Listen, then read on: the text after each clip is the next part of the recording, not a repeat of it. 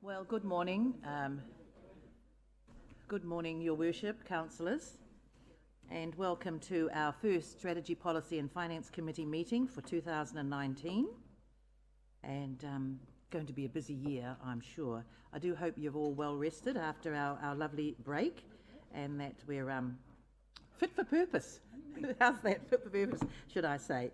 So welcome again to everyone. I'd like to also extend a welcome this morning to Sarah Cairns. Good morning, Sarah, no mai haramai.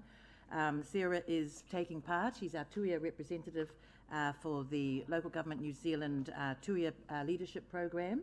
And I have to say how lucky Sarah is and our other young people who have been able to participate on that program. It has obviously a leadership component. Well, actually it is really about leadership, but it's also raising awareness about the role of local government and the importance of it in the community, and that hopefully at some stage the young people that take part, apart from obviously gaining the leadership skills from the program, that they might also consider at some stage local government, indeed government, central or local government, a career opportunity. So welcome to you, Sarah. Thank you for coming along as an observer this morning. And to anyone else, members of the public who are with us this morning, no mai haramai, welcome as well. We do have our meeting being live streamed, so a warm welcome to the hundreds of thousands who are watching this morning. Nice to have you with us. May I please ask that our mobile phones are turned off, and if you put them out of sight, that would be appreciated. And I don't think we're going to be probably needing time for a break, because we do have a small agenda this morning. Nevertheless, we'll see. But if we do think if we do have to have a break, then we'll clear our phones, and I'll make sure that we do that. So we'll start our meeting proper, and I've got one apology, please. Any apologies? I do have one for lateness for Mr. Eugene Berryman Camp. He will be coming after 11 some stage. Anyone else that I can see there? No other apologies? No, thank you. Thank you very much. Move Councillor Donaldson. Thank you, Councillor Gould. All those in favour of our apologies being accepted, please say aye. Thank you. Carried. Any declarations of interest this morning? Thank you. Urgent items not on the agenda? Nothing for the discussion? Kia ora. By lunchtime.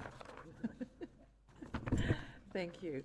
Item 4 now, confirmation of minutes. Minutes of the Strategy, Policy and Finance Committee meeting held on the 8th of November 2018. Thank you. It's moved by Councillor Sturt. Thank you, Councillor Hunt. I have a mover and a seconder for the motion that the minutes of the Strategy, Policy and Finance Committee meeting held on the 8th of November 2018 be confirmed as true and correct.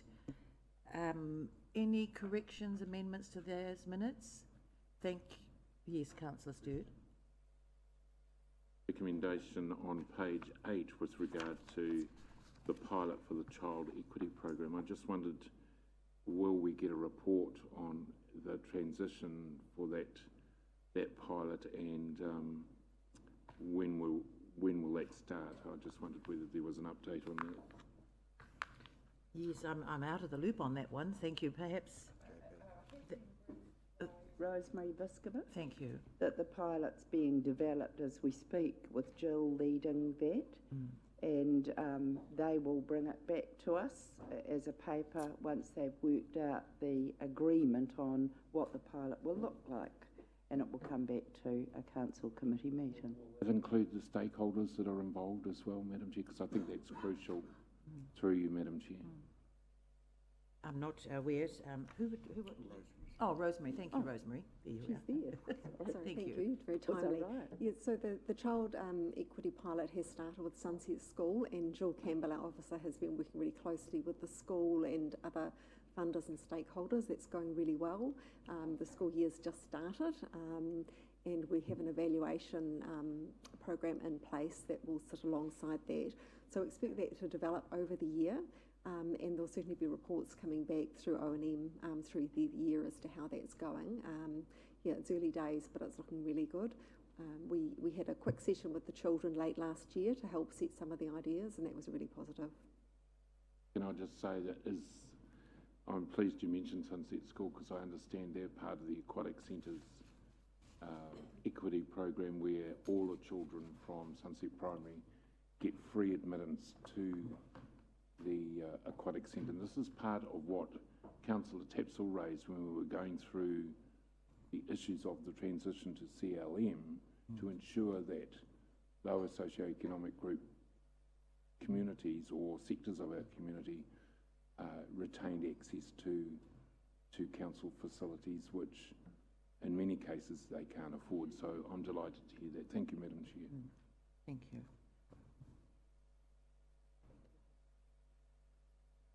Oh, yes, thank you.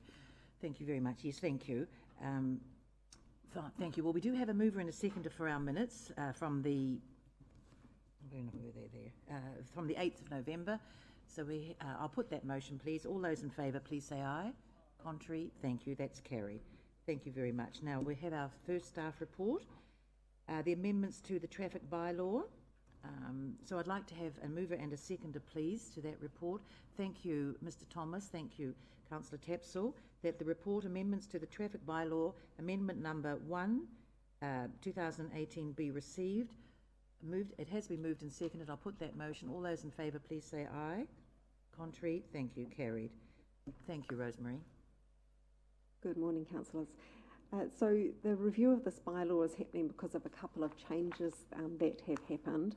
The actual objective of the bylaw is around setting the requirements for parking and control of vehicle and other traffic on any road in the district, including state highways and within our urban boundaries. And a couple of things have happened since it was last reviewed that weren't anticipated at the time. We had to have done the review by the previous year. So one of these is the pay-by-plate system for parking and making sure that the bylaw covers all the issues around how that is implemented because it's slightly different wording as to how it was with the different technology. And the other aspect is in relation to the freedom camping. So there's one of the clauses in the bylaw is it was interpreted by staff to mean one thing, but it wasn't clear to other people that that's what it meant. So that clause will be clarified so that it's really clear that what we intend around freedom camping, it appeared to be quite restrictive when that wasn't actually the intention. So there's some changes are really just associated with those things. We also had the lawyers review the bylaw and just give some advice on making sure any other references to other legislation were up to date and any other improved drafting and wording that they recommended. So the track changes are there for you to consider, and this will go out for consultation for the public for a good month, and then it'll come back for your with feedback for you to consider. Thank you. Thank you. Well, okay, we can open that up for discussion now. Thank you. Yes, Councillor Gould. Yeah, 3 points of clarification, please. One, this is the meeting 14th of February, which gets discussed at this meeting, gets approved by this committee, then it gets finalised on the 28th of February. So why is the Act 2018, why shouldn't it be 2019? That's the first clarification point. Thank you. So if I could answer that. So this bylaw was reviewed and was a new bylaw last year, but this will be the first amendment. So yeah, I also got quite confused with the naming of the date and amendment, but my understanding is it's Amendment 1 of the 2018 bylaw. Okay. Second point of clarification on page 21, when you've got parking warden, wouldn't it be better putting parking warden / enforcement officer, because there are a number of staff on council which can issue tickets? So if I could just answer that as well. So this was the lawyer's recommendation and drafting is actually parking warden is appointed under Section D of the Land Transport Act. So that does include the various other people that council might use or contract, or the police and others.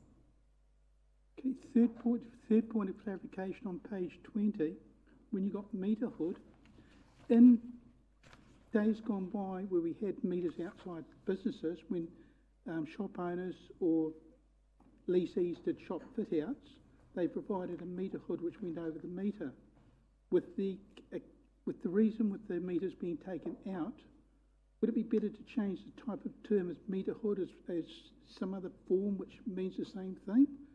because the hoods are not going over metres anymore. Actually, that's a good point. We don't have them, but we do call it, I know what you're referring to, and I actually think that's quite a good point, because the individual metres are going, so the hoods are not going to be around, are they? They might be around, but I don't know. There might be the odd metre, but yes, Councillor Donaldson. Thank you, Madam Chair. Just reading the report, I understand that this is a transitional amendment. It gets us through a transition phase, so we still do have some metres, and I'm assuming through you, Madam Chair, that there will be further amendments once we've finally disposed of all metres and moved completely to the pay-by-plate system. My understanding is that with these bylaws that there will be some things that there is a transition and we need to accommodate two different systems for a period of time. I think that some of the things, if they become obsolete, I guess it probably doesn't matter if it's still there if it's obsolete, but so long as we definitely have the things that cover what's going forward. I think also that there is the ability for council to make some minor spelling and other very minor amendments to a bylaw without going out for full consultation in the way that this requires. Thank you. Yes, I wouldn't like to see us going out every 6 months because we think, oh my goodness, we've missed this. But I do think it's a relevant point that Councillor Gould has brought up, because you often see those hoods over the metres. Now, if they're being progressively moved out of use, then the tradies will need, contractors will need to know that they can go there. I mean, I think it was a coupon. It states it in here what will be the case, but so hoodies, coupon, and that's about it, I suppose. Is that right? Rosemary, is that what's being replaced? Yes, I think so. Okay, thank you. Yes, Councillor Donaldson. Thank you. Just supplementary to that, Madam Chair, I do accept that answer because it says in the report that the contractors who regularly use parking spaces pay a fee and register their number plate. So that absolves their vehicle from having to pay on the day, and the scan car can pick that up and acknowledge that is the status of that number plate. Thank you. There'll be a little bit of bedding down, I think. Councillor Kent? Thank you, Madam Chair. I have an issue with clause 12.2, which is on page 25. This clause, the way it stands and the way it's being amended, makes it unlawful for a driver or person in charge of a vehicle to leave a parking space and to return to a parking space or another parking space in the same parking place within 30 minutes. Now, what you're actually saying here is that where it's free parking for an hour into Tanakai Street, you can't actually hop over the road within an hour of parking and move parking spaces. That's ridiculous, because you're saying it's now illegal to do that. I think this clause needs totally rewriting and certainly looking at very seriously. Thank you. Now, where did I have? Councillor Stewart, then Councillor Bentley. Coming from left field, but in terms of freedom camping and the issues surrounding that, and I support the principles behind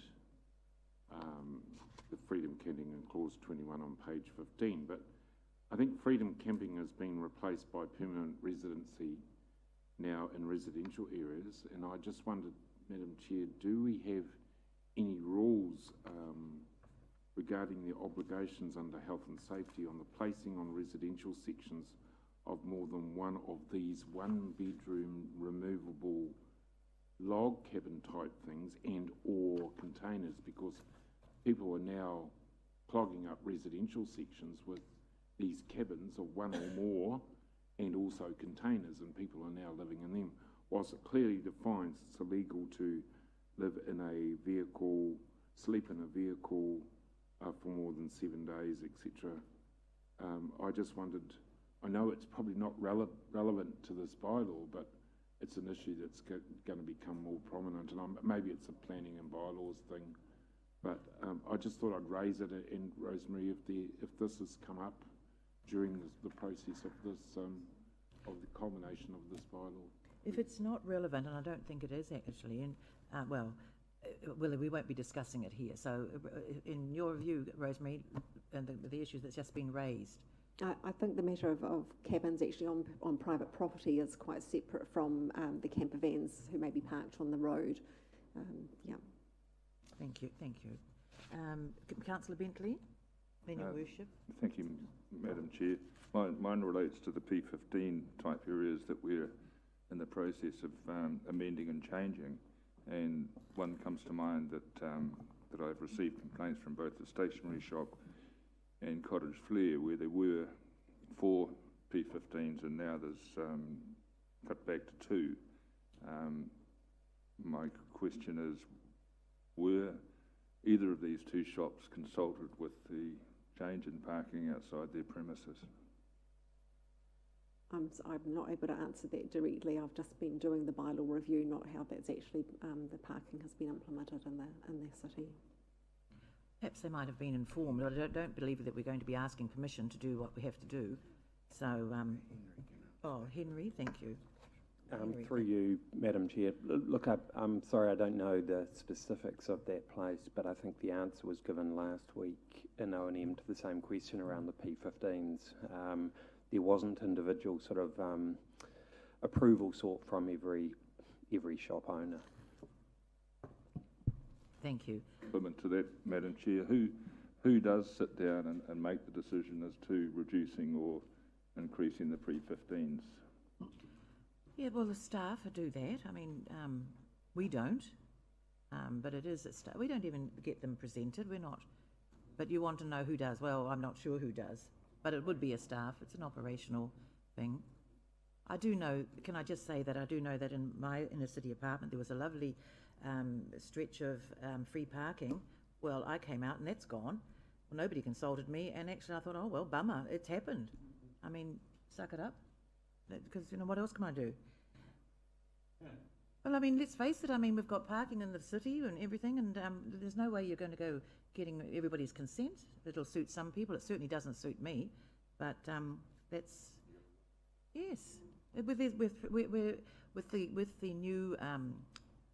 new parking meters, we're in a transitional period. Some people, as Councillor Hunt so well put this morning, for some people, you know, just any change to their routine, to what they know, it can be confusing. It takes a bit of time. They get anxious. That's understandable. Some people get peed off. Well, yes, those are the reactions we're going to get. Now, Councillor Donaldson, you are hugging the limelight. So just a moment, please. Your worship. Then Mr. Thomas. Mine is in relation to clause 13, and it would be remiss of me not to bring up that some of the community groups that have to park outside the Citizens Advice Bureau, Hospice and Dress for Success are concerned about their ability for their volunteers. The clarification that I've sought from Henry was, did they used to have to pay for parking, and is there any change? They've come up because they're trying to work with us. Would they be allowed a coupon for the time that they are volunteering their services within the shop? I'd just like that to be considered. These are good people that do work, you know, for good causes in our community. I've been told probably not, and that they did used to have to pay, so I'm not sure where their perception is, but I think we need to inform them about the transition. Thank you, Rosemary. Thank you, Madam Chair. So my understanding is that people, for instance, who need a mobility car park and have mobility stickers retain the rights that they have, which is additional to being able to park in mobility parks. They also are able to park for longer periods in paid parks and so on. So for people who actually have a disability and have that card, then they haven't lost anything through the system, is my understanding. For those who are volunteers, unfortunately, I think they're like the rest of us, and they seek out the cheapest way to park, or their bike. There's clearly an emerging need for us to consider an infrastructure about a parking building east side, but that's another conversation. I'm hearing it from lots of people about, even outside the Polynesian pools, that those parks are now taken up for people that were using the Polynesian pools in the past. They can't get there. So I think access needs to be a prime consideration for us. Yes, thank you. Mr. Thomas and Ms. Mohi. Thank you. Thank you, Madam Chair. Look, just a couple of points. I also share Councillor Kent's concern around clause 12.2. I'm a forgetful sort of person, so I often park in an area, do my shopping, head off, get around the corner and think, oh damn, I forgot such, and go back and park in the same area. And if you've paid for 30 minutes parking on your plate there, I can't see why you can't move within that area within the 30 minutes. My other concern, or my other concern is around the overnight camping, clause 21.1 and 22.2. I'd just point out that, you know, the 21.1 assumes that everyone has off-street parking where they live. There are plenty of people who own a car and a camper van or something like that, and don't necessarily have off-street parking and would like to be able to park their camper van outside their property, roadside in the suburbs, and why they should have to come to us and ask for a permit to do that strikes me as a bit strange. And I guess the other thing I'd say there is around the overnight camping and responsible camping. It's an issue that a lot of people in our community are concerned about, and I would just be concerned that when we're going out for public consultation on this, that if we put in that we're going out on overnight camping and on this particular thing, that public will see it as they'll be wanting to comment on camping in general, but in actual fact this is just a very small part of it, and I just have a concern around that we'll get a lot of people talking about other issues about overnight camping, or feeling like we're shutting down the debate about overnight camping. Thank you. Thank you, Mr. Thomas. You've raised a few points, and I've heard some other points. I'm going to ask Henry, where's Henry? Henry, did you want to come, perhaps if you could just come up for a moment, please, because there have been a few issues raised. I mean, I know we're going to have some good discussion when our document comes back after public consultation, so, but we can have a little discussion this morning on some of these points that are being raised. It's certainly likely that to come through the public consultation process as well. Thank you. Yeah, and thank you, Madam Chair. And I guess just in response to Mr. Thomas's and Councillor Kent's comments in terms of particularly clause 12.2 and what we're trying to achieve with the parking, and I'll make the kind of general comment, and probably in response partly to Councillor Bentley, is the getting the system right is a real balance between finding things that work for individuals and things that work for the system as a whole. And look, I get it when people see a direct change outside their places, and I can understand why, you know, why that's frustrating and why it causes questions. On the other side, what we're dealing with is the system as a whole, and everyone's saying, well, hold on a minute, they've got 4, we want 4. Why are they different from us? So what we're trying to do as a system is create something which actually has some consistency and some integrity. And look, we need to balance that being responsive to people with actually having a system that counts, which is fundamentally about fairness to all. So that's kind of what we're grappling with, and the message we've given is, look, we're not going to have it all right as we go through this process, and I guess our commitment is that we want to see it bed in, we want to see how it changes patterns, and then we'll adjust as we need to keep making sense of it. So we want to keep giving that message. We are committed to adjusting and reviewing as we go forward. On the specifics around 12.2, there are probably a couple of separate issues in there.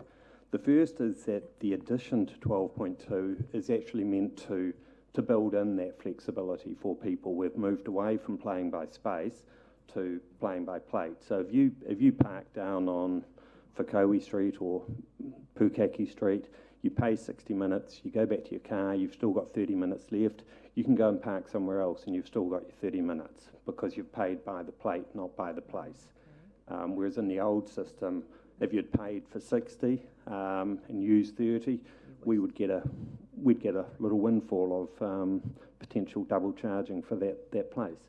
So it is actually meant to provide more flexibility for car owners. And I guess the challenging one, which Councillor Kent's raised, is in relation to the free 60-minute one. And look, the intention fundamentally of the free 60 minutes is that people get 60 minutes free. If they want to be in town parking for 120 minutes or 180, really the intention is that they would take their free time and then they would actually go and pay. It's tricky in terms of enforcement, but what we're grappling with in the past is with people who just move from one park to the next park to the next park and effectively take a day's free parking in spaces where we're trying to encourage people coming in, getting time and getting the rotation through. So it really is, it's about that balance. There's always going to be an element of reasonableness in this, but I think for us to say that actually the intention of the scheme is for people to move just from park to park to park to park to take a full day's free parking is not the intention. But look, I totally get also the subtleties that sit behind that and the difficulties in terms of enforcement and what's reasonable. Thank you. Well, we're obviously going to get quite a range of views being expressed through the consultation process when we hear our submissions or get the submissions in. So I will take a few more comments, but we're not doing it in the hearing stage yet. Ms Mohi. Morena tātou ai te tutahi mihi atu ki a koe te whaia. Te kaiwhakahaere o te wā, a mihi ki a tātou nā kaiwhakahaere I roto I tēnei hui tuatahi mo te tau. Kia ora everybody, nice to see you all. Apologies for my late arrival this morning. So just picking up on the question from Councillor Gould, I note in the definitions it says hood or sign. So I wonder if that's enough to keep the transition period adequate enough for that time. I had another question around 7.1.2 on page 23. I'm having difficulty hearing you. Have you got your... thank you, if you can just move it closer. Sorry. Thank you. Yes, so page 23, clause 7.1.2. Just a question through you, Madam Chair. Between the hours of 8 a.m. and 10 p.m, can I just get some clarification as to why 10 p.m? I just assumed it was business hours. So just that quick question. And the second point I just wanted to talk about too was 6.1. No person shall stop, stand or park a heavy motor vehicle, blah, blah, blah, adjacent to residential zoned land. And again, hopefully that will get some clarity around that in the submissions, particularly for people who own, say, logging trucks and heavy vehicles that park, get home late at night, park on the side of the road. Usually they have their little lights on to show that they're there for safety purposes. So I just wonder, how will that affect those kinds of people? Kia ora. Thank you. I'll kick off through you, Madam Chair. The first one in terms of the hours, look, my understanding is that gives the council essentially the freedom to control parking between those hours. Actually, what we've got on our signs is something less than that. So I think it's, what is it, 9 till 5 or 8 till 5.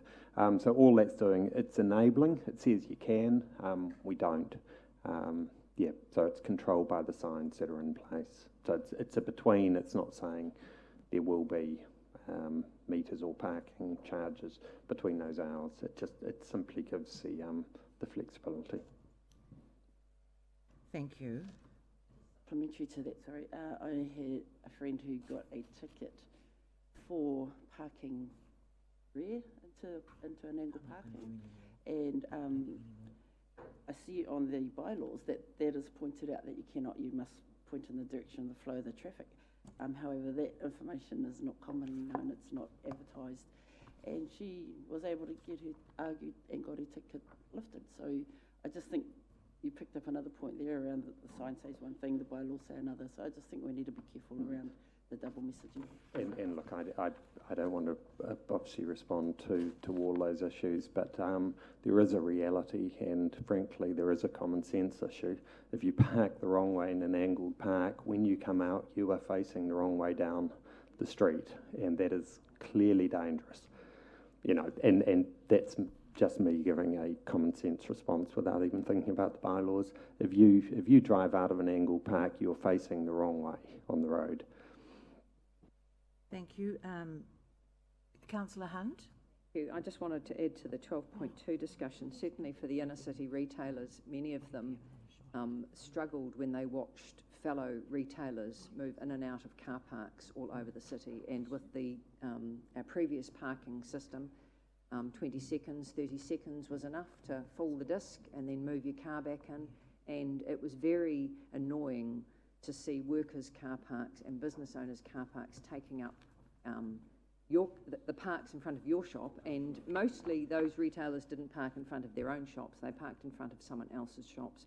So this is for the 60 minutes. It is to stop those people who work in town from abusing the turnover that we hope, in order for actual shoppers to come in and park for 60 minutes, use it. It doesn't apply to the parking meter areas, and we really want to encourage people to pay for your parking if you're there all day. That's not an unreasonable, or find one of the free parks. Just walk a bit further or use the parking building. So it is a change. We are expecting a change in behaviour, and it is a change that this is signalling. So that's, again, just supporting what Henry said.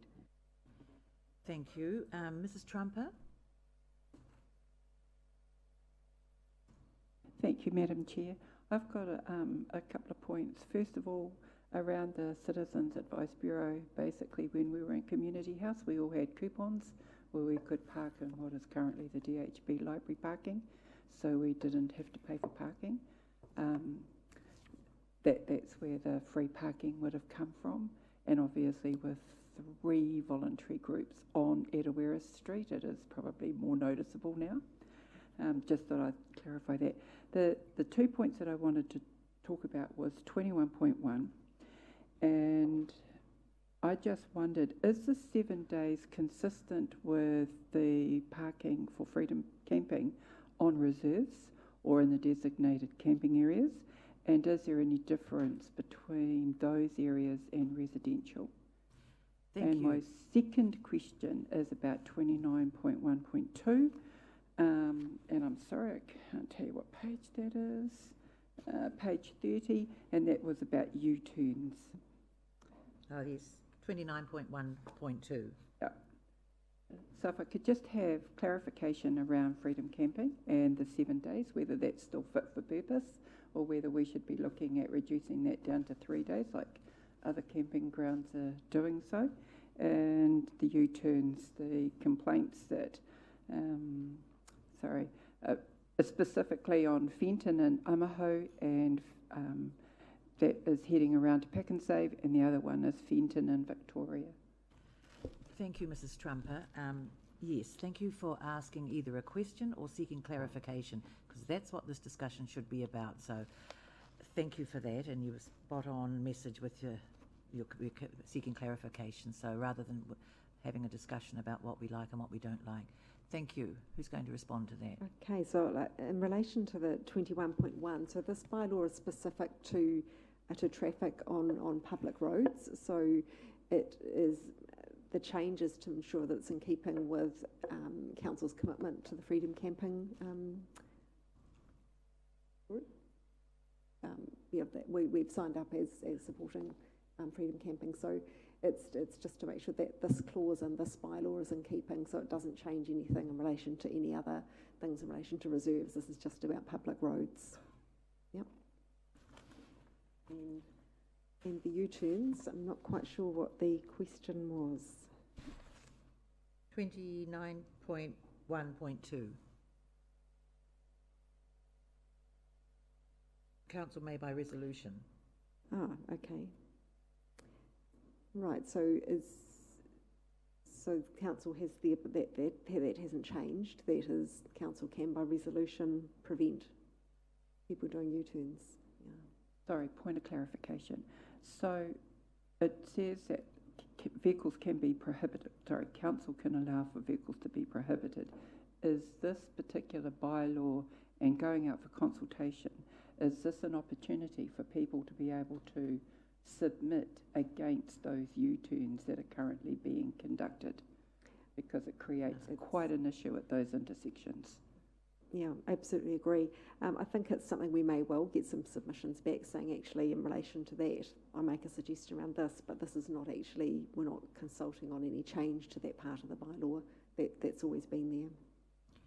Thank you. And are there any further questions and clarifications that wish to be asked? Yes, Councillor Kent. Thank you, Madam Chair, through you. Just in relation to 60.1, which is prohibiting heavy motor vehicles from being parked in residential areas, this is now not consistent with the district plan, which we changed to include separate trailers as well. The definition of heavy motor vehicle here is in accordance with the Land Transport Act, which only says motor vehicles. It does not include trailers. Should we perhaps be including trailers in this clause? Good point. I think that's a good... Thank you, Councillor Kent, for raising that. Otherwise, it would be somewhat inconsistent. Councillor Kumar. Thank you, Madam Chair, and sorry for my lateness this morning. Just wanted to know if, and excuse my ignorance as well on this issue, if, as we are quite a tourist town and we have lots of things going in Paradise Valley with regards to racing and stuff, there are certain times of the year when we have lots of buses that come, bringing this sports cars, whatever, those racing cars. And these buses are always parked in suburbs overnight for 3-4 days. And there seems to be no law disallowing them to. So my question is there any law, is this being looked at as well, where buses, because also tour operators that come and park in the suburbs, when they're in town, and then they go away? Through you, Madam Chair, I think this is probably picking up Councillor Kent's point as well, that from the sounds of it, those are things that wouldn't be allowed under the district plan. But generally speaking, you can only respond to those things if you get a complaint. But certainly, if you've got a complaint, we've got a RMA compliance team who will look at it. So judging by what you're saying, that's likely to be prohibited under the district plan, but it does require a complaint. Thank you. Councillor Gould.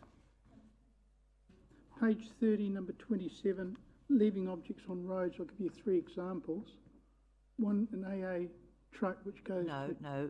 Do you have a question, please? No examples. The question is with leaving objects on roads. There are emergency vehicles and vehicles which need to put out cones for work safety requirements, and like the emergency services or like the Christmas parade, which need to put objects on the roads. We should make some compensation for those sorts of occurrences. Yes, I think there's usually a management plan that's put in post. When they have an event, there's a transport management plan that has to be submitted. Councillor Gould, and I think that would be covered off in that. But Henry, if you want to make a point in that? Well, I think you're right. And I look at the words there which talk without reasonable excuse. It's difficult to see that a emergency vehicle putting cones out to protect the safety of others wouldn't be reasonable. So I think it's well covered. Thank you. Councillor Stewart, did you have another? Thank you. Madam Chair, I just want to refer members to page 32. Under 34.118, it states, being the driver or person in charge of a vehicle returns to the same parking space within the same parking place within a period of less than 30 minutes from the time the vehicle left the particular parking spaces in breach of this bylaw. And I think that covers where Councillor Hunt was talking about, because having been a retailer in the CBD, that used to happen often. They'd pull out a one, get their tyre mark, wash the tyre, and move across the road, or then back to where they were originally after that break. So I think there's plenty of provision within this bylaw, am I right, to stop that practice. Thank you. Thank you. And Councillor Donaldson, I think you'll be our last. Thank you. Thank you, Madam Chair. And look, I do have a question, and it's around Ms Mohi's point on 7.1.2. Why do we have a bylaw that enables something we don't enforce? is my question.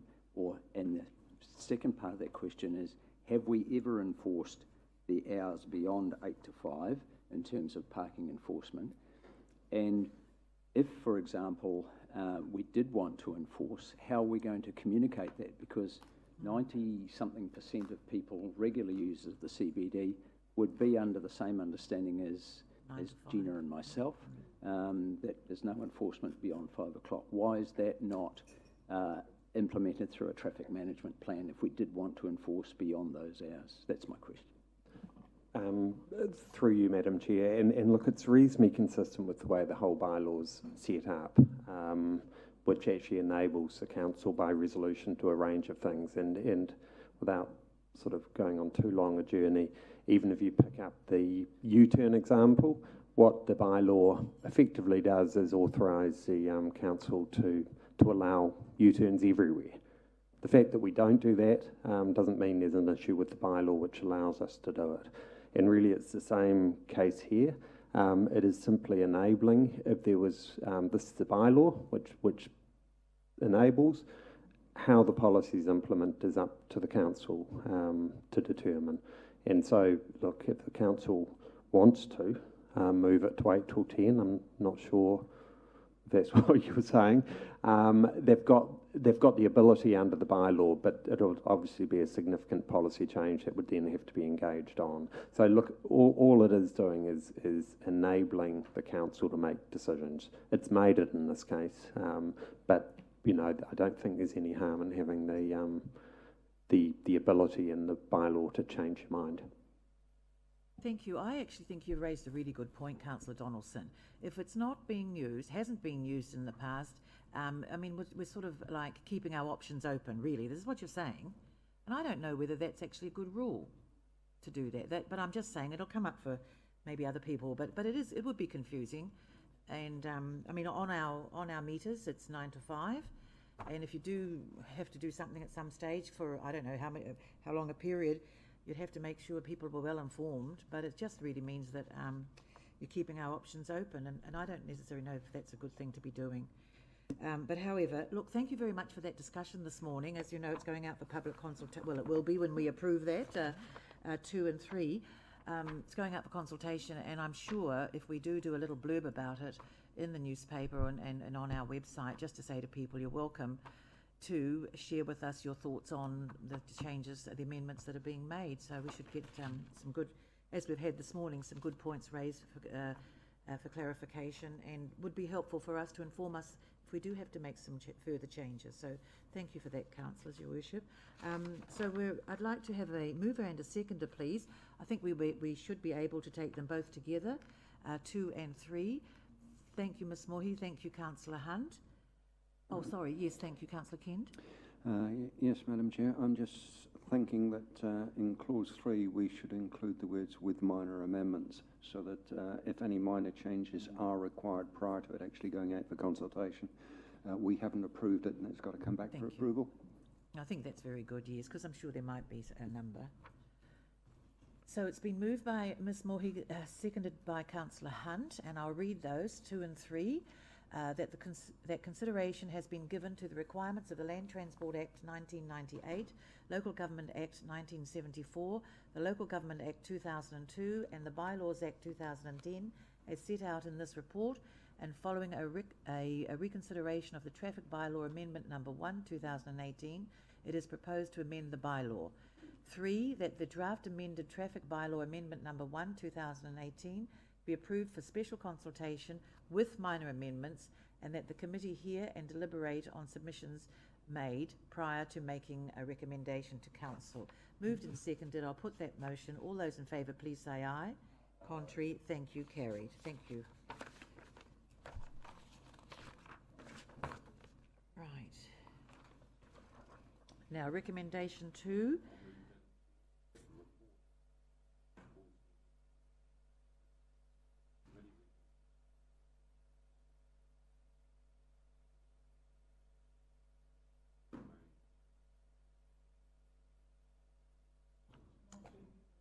Thank you. It's been moved by Councillor Stewart, seconded by Councillor Gould, thank you. I'll put the first one there, that we received the report, and thank you that the report, Waikiki Thermal Pools new lease, be received. All those in favour, please say aye. Contrary, thank you, carried. Thank you very much, Rob. You're going to give us an overview, are you? Thank you, Madam Chair. Yes, just a very quick overview. I have Steph with me as well for any questions regarding Reserve Act or Reserve Management Plan.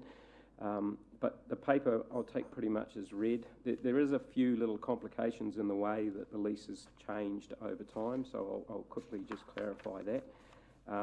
But it covers our Waikiki Valley Thermal Reserve, which hopefully most of you know where that is, out south of town, and on that reserve we've got the Waikiki Valley Hot Pools.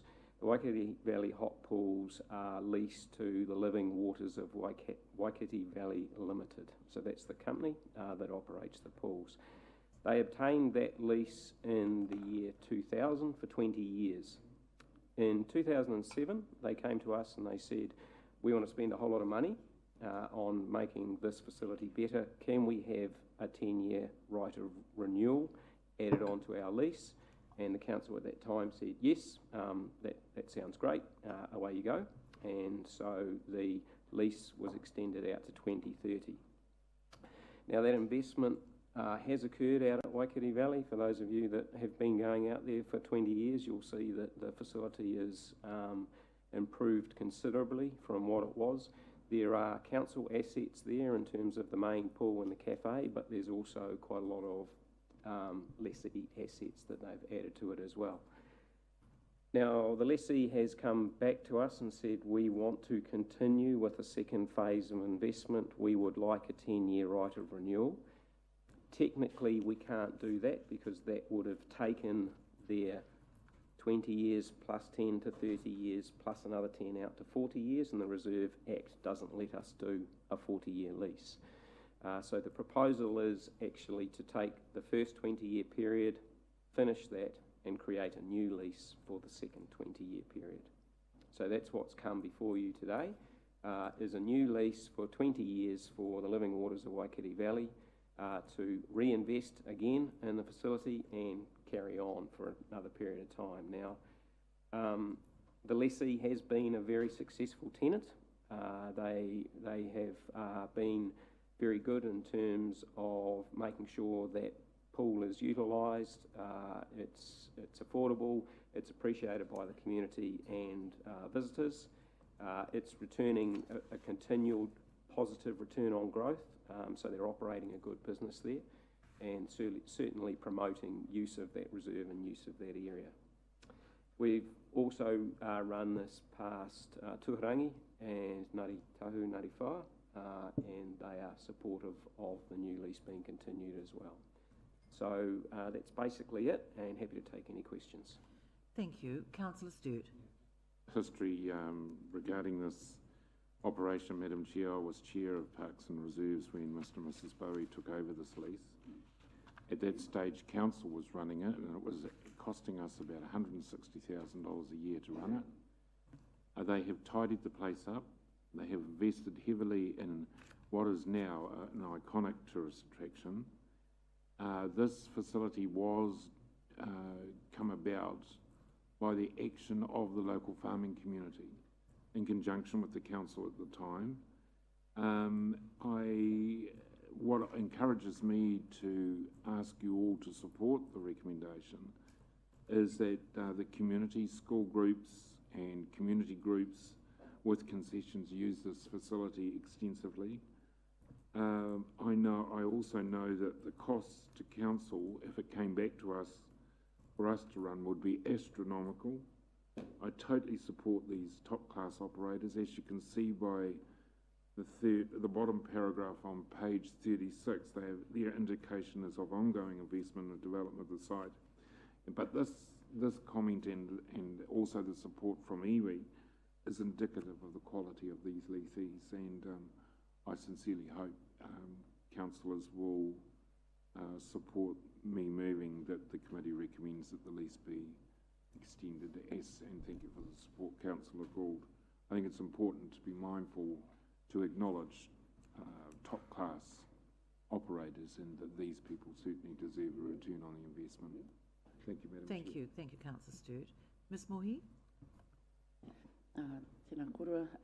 So just picking up from Councillor Stewart's comments, I grew up in Kaingaro, and that was the closest thing we had to hot pools, and it was a little bit rough back in the day, but having visited it recently, it's beautiful. So I do support the comments by Councillor Stewart. Just in regards to the consultation, I note that they had asked. There was a comment about being involved in any future development discussions, and so my question is, how will that occur? I would suggest that there's some sort of communications agreement or an MOU being suggested to the two iwi out there, and perhaps some things to think about for the leaseholder in terms of, say, recognition of the mana whenua through signage or storyboards or things like that, and even to go as far as saying, the potential for employment opportunities for the haukoinga. So yeah, that would be my comments. Kia ora. Thank you, and through you, Madam Chair. That's certainly possible because the future development, needs to come through us as the lessor to make sure that it's all approved, and we can have those discussions. But they're very valid points. Thank you, Councillor Gould. Madam Chair, myself, Councillors Bentley and Councillor Kumar, we have visited the establishment. We know what the operator has done in the past, and we had an indication from him what he plans to do with the incoming, to make the establishment even better in the coming years. And we appreciate that the leasee has been given the opportunity of a 20-year lease, and from that you should find that the numbers should increase dramatically.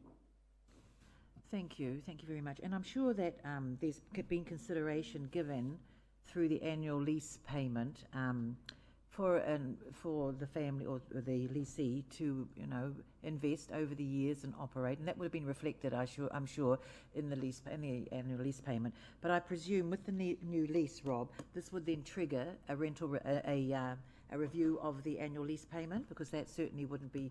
You've obviously got review periods throughout that 20-year. Because yes, I appreciate, can I just say, because I do appreciate the fact that a well-run business has been established, but it is, it needs to, what am I trying to say? It needs to be reflected. Yep. Sorry? Yes, viable, from both sides, actually, yes. Perfectly. This lease is actually, it's, I suppose, being created in 2000. It's slightly more modern than quite a few of the leases that we've got from the 60s, 70s, and earlier. So this actually works on a percentage of gross profit. So it's reviewed annually, basically as the financial return. So we get transparency through the books of the organisation, and so we understand that. So there's a continually varying lease, which is a bit different to some of the older ones, which is based on a 5-yearly review of market value. So this is a more modern setup for this one. Thank you for that. I think was that. Thank you very much. Right, and you did move, Councillor Stewart, and moved the second point there under our recommendations, and that was seconded by Councillor Gould. So I'm going to put that motion now, that the committee recommends to Council to enter into a new lease for 20 years from the 2nd of June 2020 to the 30th of May 2040 with the Living Waters of Waikato Valley Limited. All those in favour, please say aye. Contrary, thank you, carried. Thank you. Henry's going to give us a presentation on just an update on commercial sponsorship. Thank you, Henry.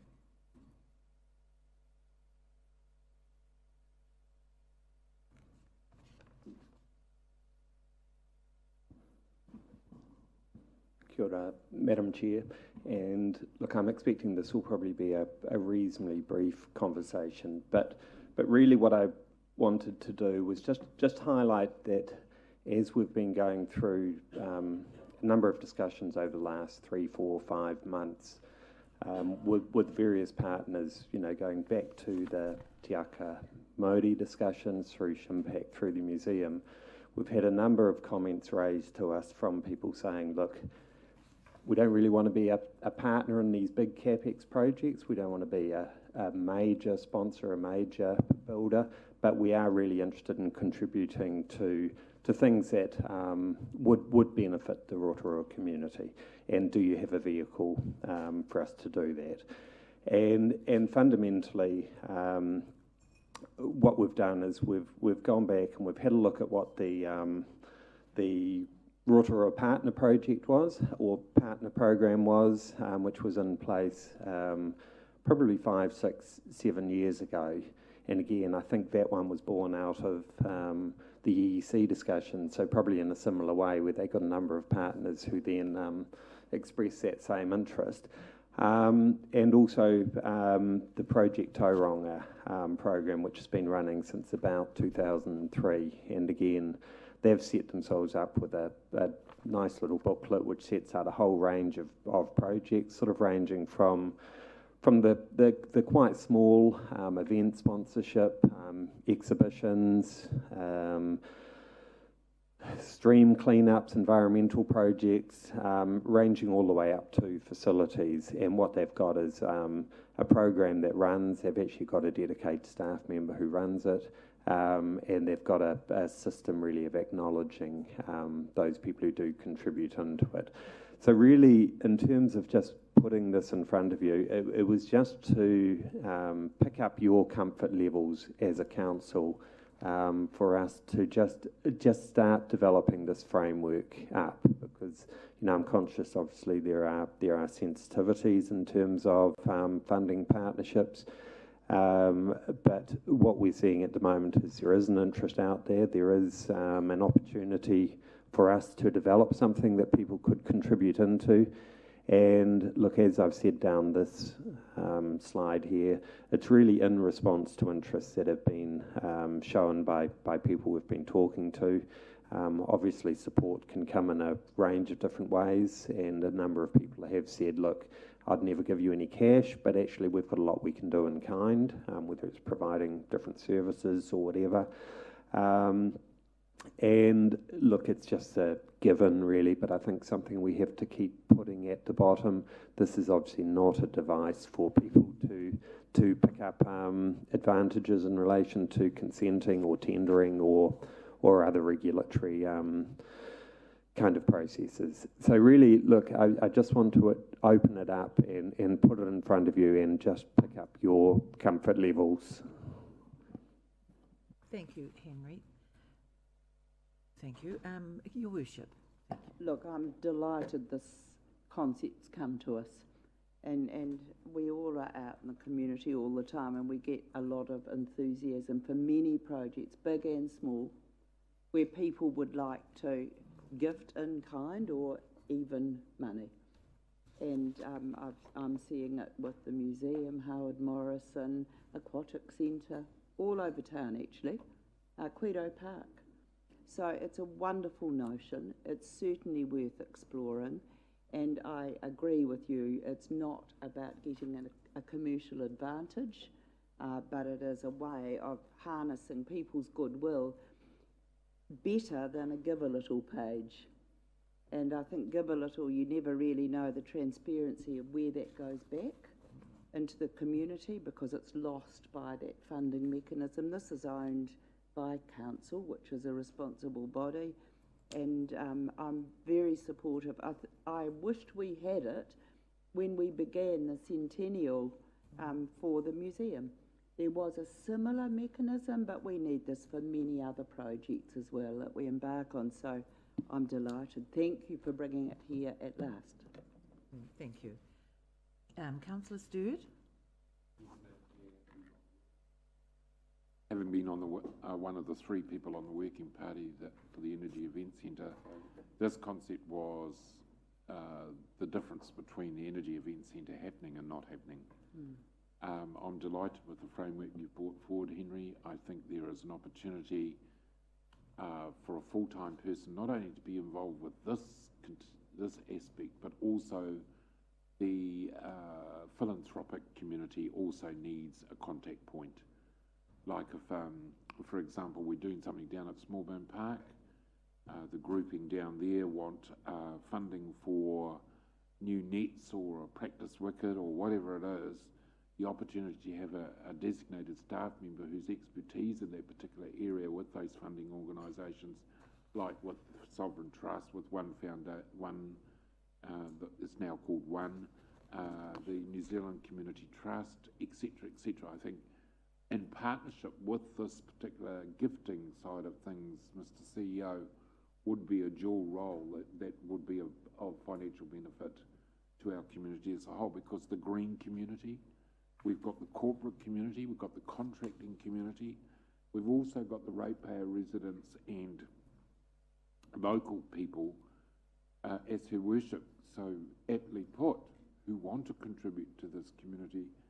They might not have $10,000, but there's 50 of them in their church group who want to go and do something on the Utahina stream, or they want to go to Sulphur Point and help plant the native trees that we're reintroducing there, etc., etc., etc., and it goes on and on and on. Similar to the activity, Henry, that we've seen with the biking community out at Waipa, the voluntary aspect. Waipa wouldn't be what it is, and Councillor Donaldson would vouch for this if it wasn't for the voluntary aspect of Waipa and the passion that they have for their particular sport or event. So I think this opens up more than what it closes down in terms of having a platform for people to come forward to contribute to the community, not only with dollars, but there are dollars out there. I'm not saying there isn't, but being able in a voluntary capacity to make Rotorua a better place to work, live and play in. So I implore you all to support this concept. And in fact, Madam Chair, if it needs a recommendation that the report be received and that the opportunities for this proposal be pursued.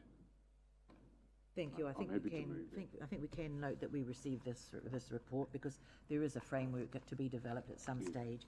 But thank you. I was a member some time ago of the Fundraising Institute of New Zealand, and one of the things that came through very clearly from the discussions that were held up and down the country is that there's the potential with the framework to be a very proactive, rather than thinking, we'll wait until somebody comes along and puts their hand up. And we encountered so many individuals and organisations who came forward once they were asked, would you like to would you like to contribute? How can you help? But as they said, nobody had ever asked them before. So it could actually, the framework could lead to a very proactive stance for the council taking that position. So I think it is to be applauded and supported. Now, who was the other? Oh, Councillor Kent. Or then Councillor Mr. Thomas. Thank you. Thank you, Madam Chair, through you. Whilst in theory I support the whole concept, and I think it's a very good idea, there is a word of caution here. One of the biggest problems internationally is corruption in local and national governments, which is scaring people left, right and centre. To overcome that, my suggestion is that we say from the outset that this partnership programme, we're going into it, but it will have full public disclosure all the time. That is the only way we can turn around and say that this is not someone trying to buy favour behind the scenes. Yes, that's a really good point. And we've seen lots of examples over, what's going to be my payback sort of thing from overseas examples. Thank you. Mr. Thomas. Thank you, Madam Chair.